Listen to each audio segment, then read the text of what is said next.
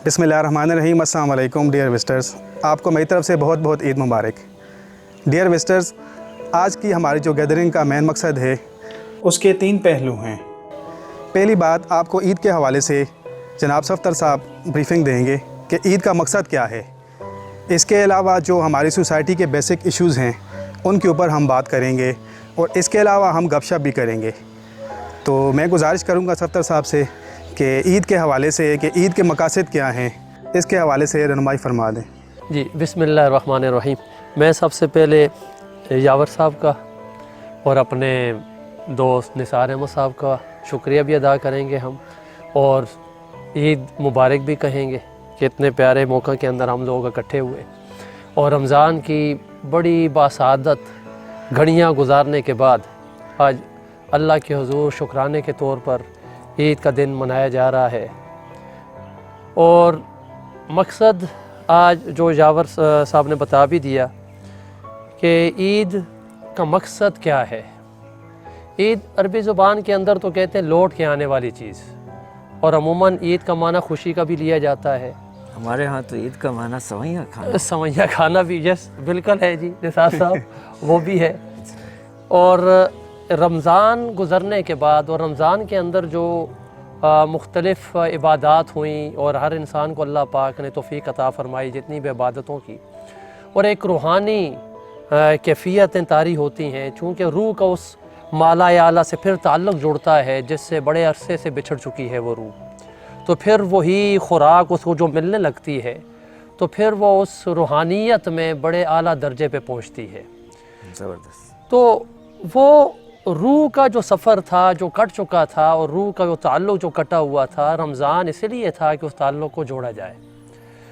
और फिर जो हमने रमज़ान में भी देखा कि लोगों के अंदर फितरती तौर पर बहुत ज़्यादा सदका और खैरात करने का अल्लाह के यहाँ से एक तौफ़ीक भी अता होती है। ये भी आप भी देखते हो हमारे माशरे में अल्हम्दुलिल्लाह होता है, और ये होना भी चाहिए था।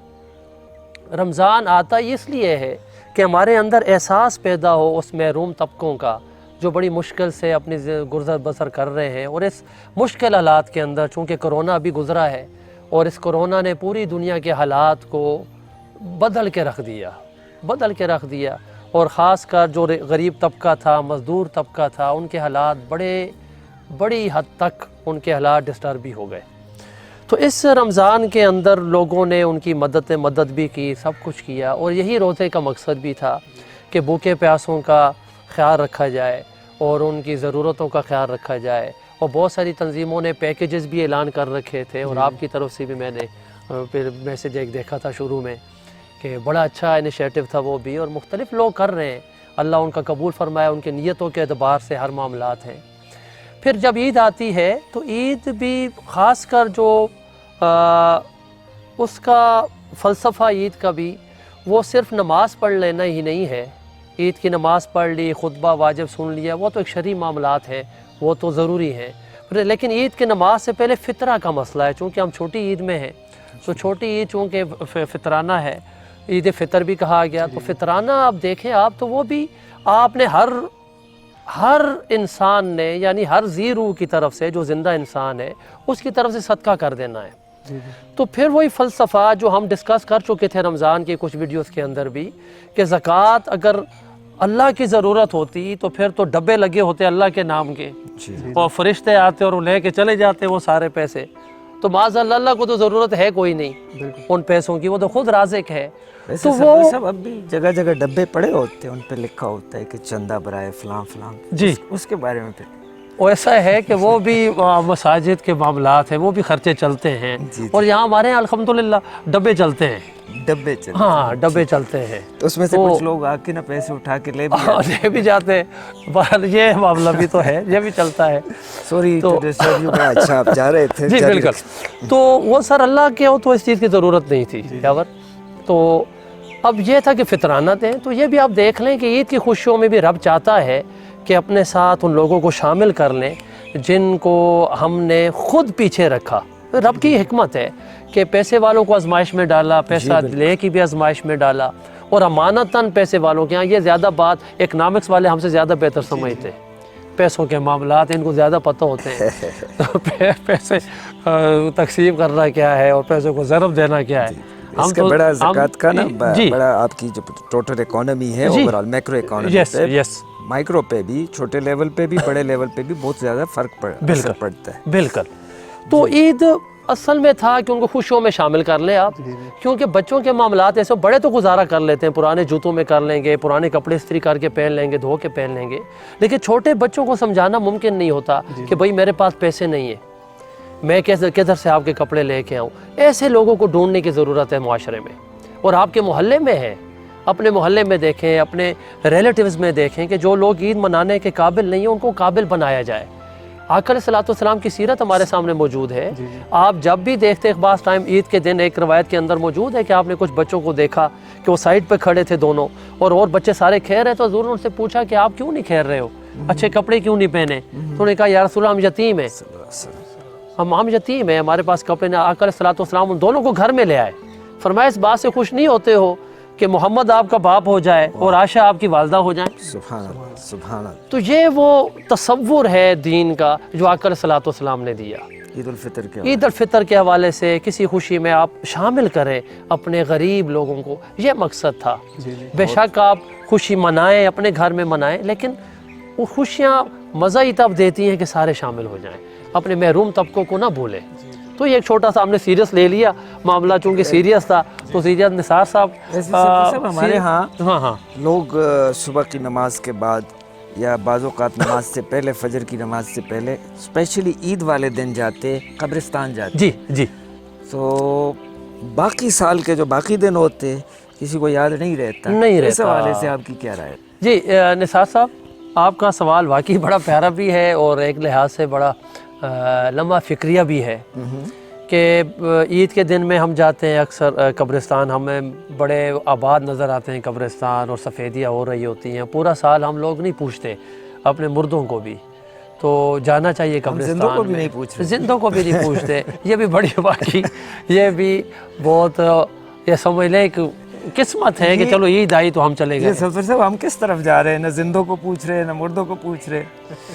اپنے آپ کو بھی بعض لوگ نہیں پوچھ رہے، اپنے لیے بھی ٹائم نہیں نکل رہا. ایسے اتنی مصروفیت ہو گئی ہے زندگی کے اندر، تو جانا چاہیے ڈیفینیٹ. ٹھیک ہے عید والے دن بھی اپنے پیاروں کی یاد ستاتی ہے بندے کو، تو جا کے فاتحہ پڑھ لے، لیکن گائے بگائے جانا چاہیے تاکہ انسان کو عبرت بھی رہے اور اپنی تیاری بھی رہے، پھر اپنی تیاری میں بھی لگا رہے. تو وہ ایک منزل ہے جہاں پہ پہنچنا ہے. کچھ پوچھنا چاہ رہے تھے سر؟ میں نے آپ کی جو ویڈیوز ریکارڈ کی جی جی اس میں جو مجھے میسج ملا ہے کہ ہماری جو عبادات ہیں ساری کی ساری، ایون کہ ابھی جو ہم ڈسکشن کر رہے ہیں ادھر سے مجھے یہ نالج مل رہا ہے کہ ہماری عبادات دیکھ لیں یا جو بھی ہمارے اسلام کا سسٹم ہے وہاں پہ آپ دیکھیں وہاں پہ طبقاتی سوچ کا خاتمہ ہمیں نظر آتا ہے. جس طرح آپ نے ابھی بات کی ہے احساس، مطلب کہ غریب کو آپ اٹھائیں. ایسا ہی ہے. تو سر سوسائٹی میں تو ہمیں یہ چیزیں نظر نہیں آتی، اس کی کیا وجہ ہے؟ اس کی جاور اب جو ریکارڈنگز ہماری جتنی ہو چکی تھیں ڈیفینیٹلی، اور کلاس کے اندر بھی جتنے میرے بچے اگر ان کو ویڈیوز وہ انہوں نے سنی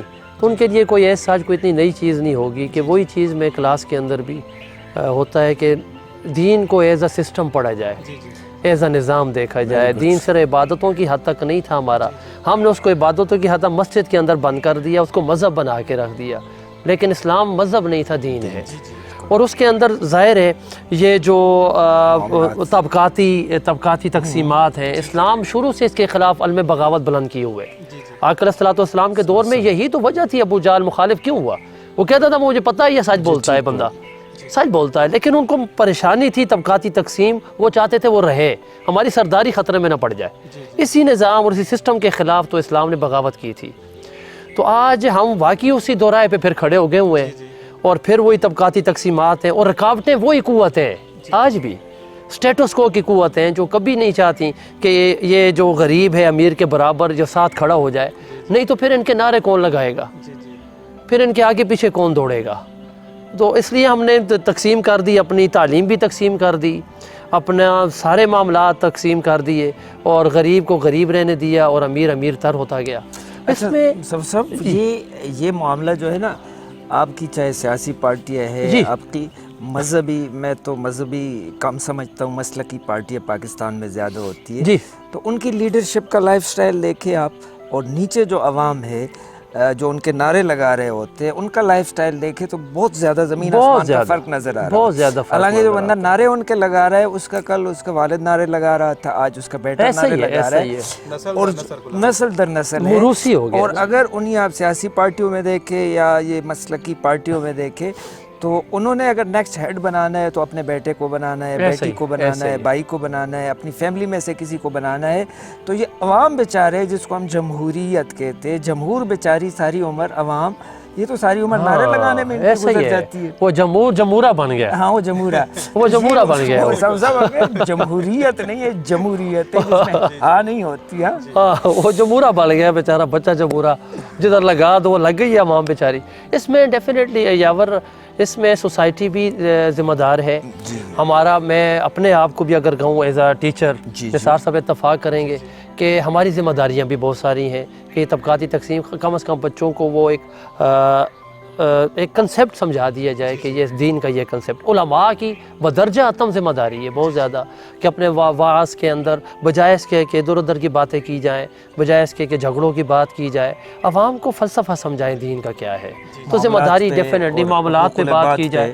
ہمارے پاس عام طور پہ کہا جاتا ہے نا پاکستانی اسلام میں جو ہے وہ حقوق العباد والا چیپٹر نہیں ہے. ایسا ہی ہے، یہ صرف عبادات پہ مشتمل ہے. وہ رسمی عبادات بھی ہماری عام طور پہ نا، میری کم از کم میں اپنا کہوں تو وہ رسمی ہوتی ہے. سفتر صاحب نماز پڑھنے جا رہے، یاور صاحب جا رہے، تو میں بھی چلا گیا. جو اصل اسپرٹ ہوتی ہے نماز کی وہ میری نماز کے اندر اللہ کرے آ جائے. لیکن لگتا نہیں ہے. میں ایک اور چیز میں ایڈ کرنا چاہوں گا کہ ہم دیکھتے ہیں ہم صرف نماز جو ہے نا وہ بھی اپنے ذاتی تسکین کے لیے کر رہے ہوتے ہیں. ایسا ہی ہے. مطلب کہ نماز کے جو معاشرتی مقاصد ہیں وہ نہیں رہے، وہ ہمیں نظر نہیں آتے. ایک بندہ مسجد میں جا کے نماز پڑھ رہا ہے، باہر آ کے سارے وہی الٹے کام کر رہا ہے. تو وہ ان الصلاۃ تنہی عن الفحشاء والمنکر، وہ بات تو رہی نہیں سوسائٹی میں، وہ نہیں رہی. تو یہ بہت بڑا المیہ ہے. مسجد ایز اے کمیونٹی سینٹر ہم نے مسجد کو نہیں دیکھا. مسجد کو ہم نے برابری کا ایک جو تصور دے رہی ہے مسجد، ہم وہ برابری کے تصور کو نہیں سمجھ پائے.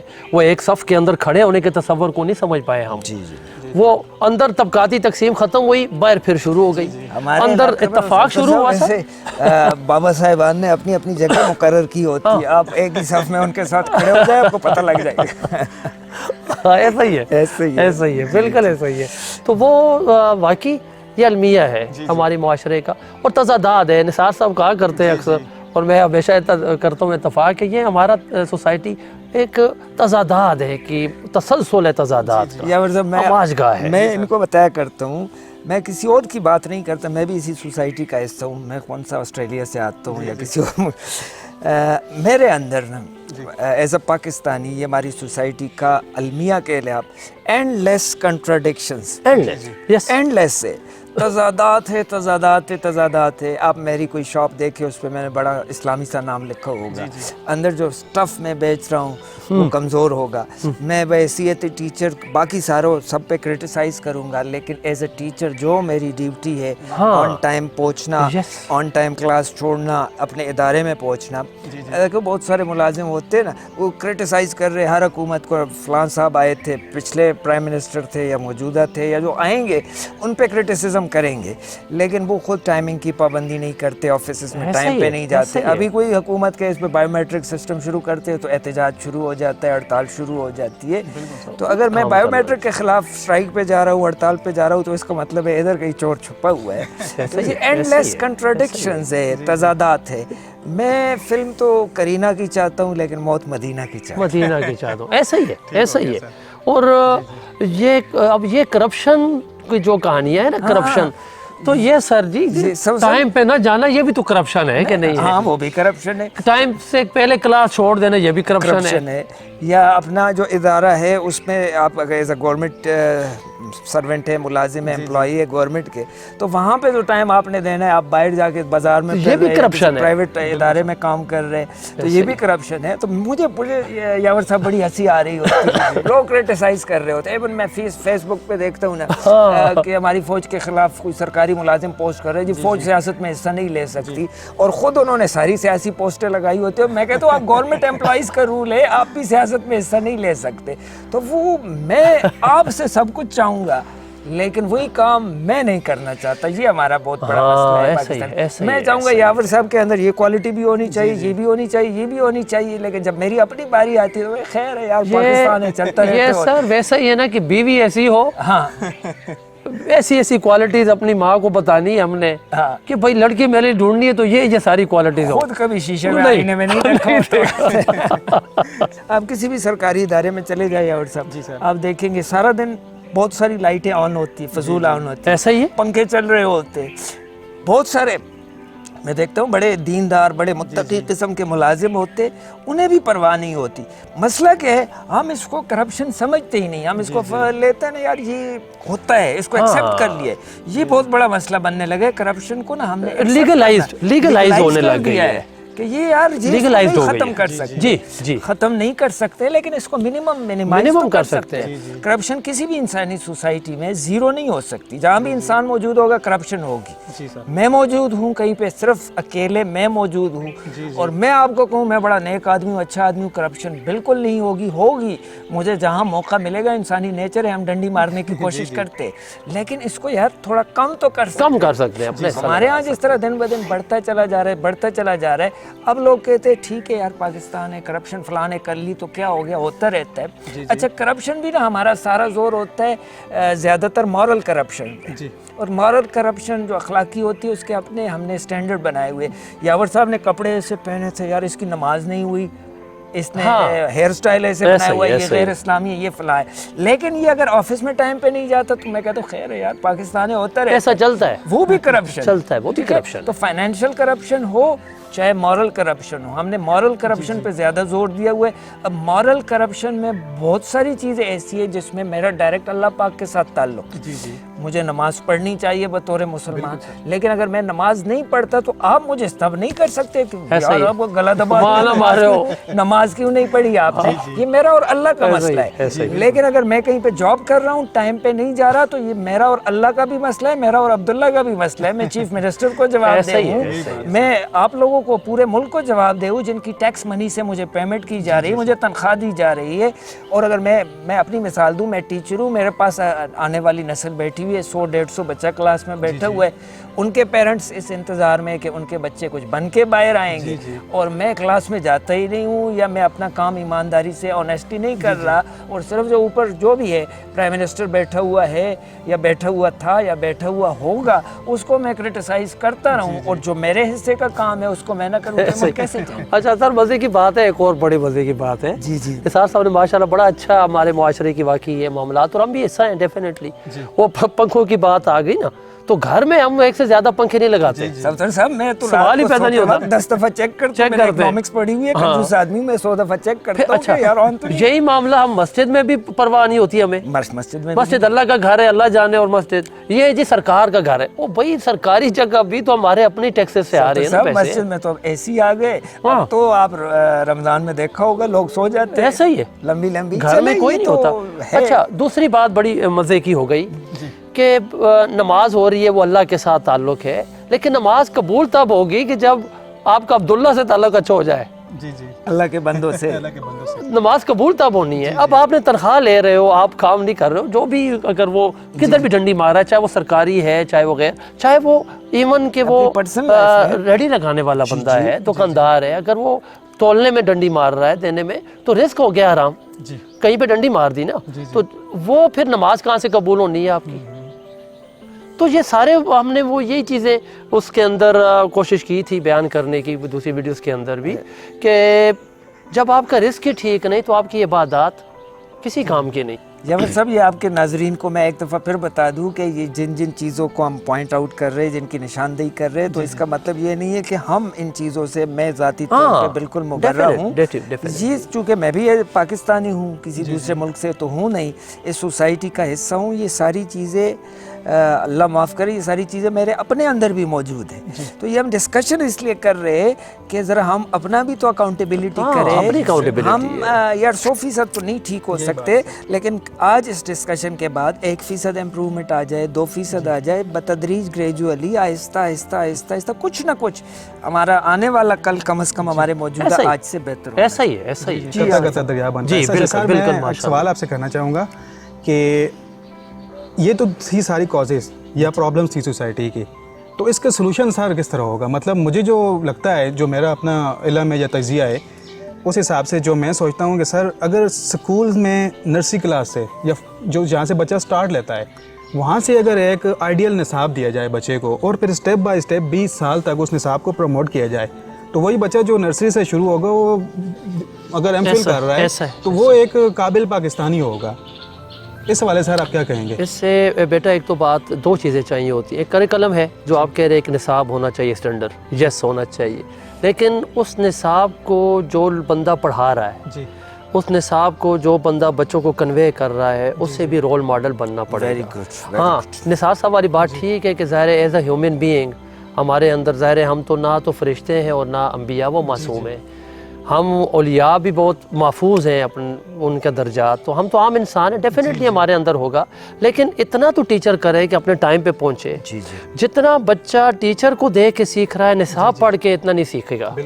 ٹیچر سچ بولنے والا ہو، ٹیچر نے جو کام دیا اسی چیک کرنے والا ہو پھر باقاعدہ، اور اپنے سبجیکٹ سے سنسیئر ہو جائے۔ اچھا صفدر صاحب، اسکول کالجز میں ٹیچرز کو دیکھ رہے، ساتھ ہی ساتھ اس سے زیادہ گھر میں اپنے پیرنٹس کو بھی دیکھ رہے ہیں۔ تو پیرنٹس کی بھی بہت زیادہ ذمہ داری ہے۔ اگر والد کسی بچے کو یاور صاحب بھیجتا ہے کہ میں آپ کے دروازے پہ نوک کرتا ہوں، اور والد اسے بھیجتا ہے کہ یار اس کو بتا دو کہ والد صاحب گھر پہ نہیں، ایسا بچے کو آپ کیا میسج دے رہے ہیں؟ بچپن سے آپ اس کو جھوٹ بولنا سکھا رہے ہیں، آپ گھر پہ موجود ہے اور اس کو کہہ دو کہ والد صاحب گھر پہ نہیں ہے، تو بچہ سیکھے گا۔ بھئی 18 گھنٹے سر بچہ گھر میں گزار رہا ہے آپ کا، 6 گھنٹے میکسیمم آپ کا بچہ کالج سکول میں گزار رہا ہے۔ اب 6 گھنٹے کی تربیت کہاں اور 18 گھنٹے کی تربیت کہاں؟ اس میں ماں کا کردار اپنی جگہ عام، والد کا کردار اپنی جگہ عام، گھر کے بڑوں کا کردار اپنی جگہ عام۔ تو یہ سارے جب تک یہ، جیسے آپ یہ سمجھ لیں کہ ایک اگر نصاب کو ڈالیں ٹیچرز اور پیرنٹس کو ساتھ ڈالیں تو یہ ایک ٹرائی اینگل جب تک پوری نہیں ہوگی، کوآرڈینیٹڈ ایفرٹس ہونی چاہیے ادارے کی کوآرڈینیشن۔ والدین نہیں سکھاتے یاور صاحب کہ وہ آپ بچے کوئی چیز کھا رہے ہیں، ہاں، ریپر گھر نیچے پھینک رہے، امیاں سارا دن جھاڑو کر رہی ہوتی ہے گھر میں، تو یہ تو گھر میں بھی سکھایا۔ وہی عادت لے کے آتے ہیں ہمارے پاس کالجز میں، ہم ڈانٹ رہے ہوتے بچوں یہ سامنے پڑا ہوا ہے ڈسٹ بن، اور اب دیکھیں پھر کلچر، وہ ایک اور پھر وہ دکھ والی بات آ جاتی ہے کہ ہم جو پڑھا رہے ہیں وہ ان کو واقعی سوسائٹی میں وہ ہم آئیڈیالزم پڑھا رہے ہیں، چونکہ کتابی علم ہوتا ہے، بہت بڑا مسئلہ وہ آئیڈیالزم ہے، اور جب وہ سوسائٹی میں جاتے ہیں تو وہاں پہ ان کو حالات بالکل اپوزٹ نظر آ رہے ہیں، وہ ڈسکریج ہو جاتے ہیں، وہ کہتے ہیں یار یہ کیا ہو گیا ہمارے ساتھ۔ میں صاحب کو بتایا کرتا ہوں، میں اپنے بچوں کو کہتا ہوں آپ نے ہمیشہ کیو میں لائن میں لگنا ہے، اور وہ وہاں کے جائے کسی محکمے میں، کسی ادارے میں، وہ لائن میں کھڑا ہو جائے۔ آپ دیکھتے ہیں ہمارا جو کلچر ہے، کسی کی کال آئے گی بڑے کی تو اس کا کوئی سفارشی آگے چلا جائے گا، لائن ٹوٹے گی، بار بار ٹوٹے گی۔ وہ بیچارہ میرا اسٹوڈنٹ جس کو میں نے سکھایا تھا کہ آپ نے کیو میں کھڑا ہونا ہے، وہ سارا دن کھڑا ہو کے شام کو بغیر کام اس کا ہوئے وہ گھر واپس آئے گا، وہ مجھے ہی بلیم کرے گا کہ صاحب تو ہمیں کچھ اور سکھاتے رہے اور یہ سوسائٹی میں کچھ اور ہو۔ وہ امجد اسلام امجد کی صفدر صاحب بڑی پیاری نظم ہے، کھوٹے سکے، خیال میں کھوٹے سکے اس کا ٹائٹل ہے۔ اب مجھے نظم تو پوری نہیں یاد، لیکن اس کا کانسیپٹ آپ کو بتاتے ہیں۔ وہ کہتے ہیں ہمیں جو استادوں نے سکھایا تھا، ہمیں جو بڑوں نے سکھایا تھا، جو ویلیوز، جو قدریں سکھائی تھی، جس طرح والدین سکھاتے آپ نے سچ بولنا ہے، آپ نے ایسے کرنا ہے، آپ نے ایسے کرنا ہے، اور یہ کام آپ نے نہیں کرنا۔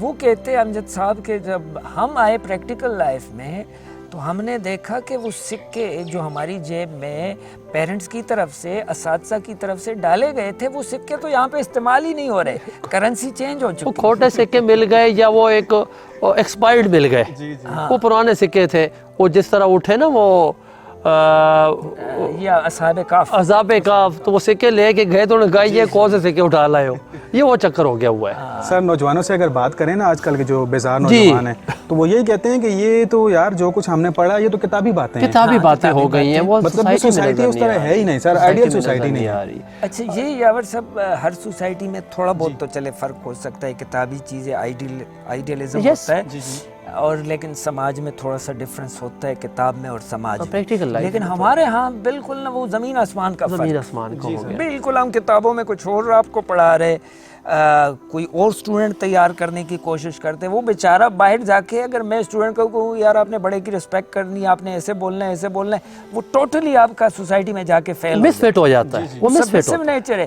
وہ پیسو بندہ ہوگا, دوسرے اگریسو لوگ ہوں گے. Passive man is liked by everyone but he is not respected.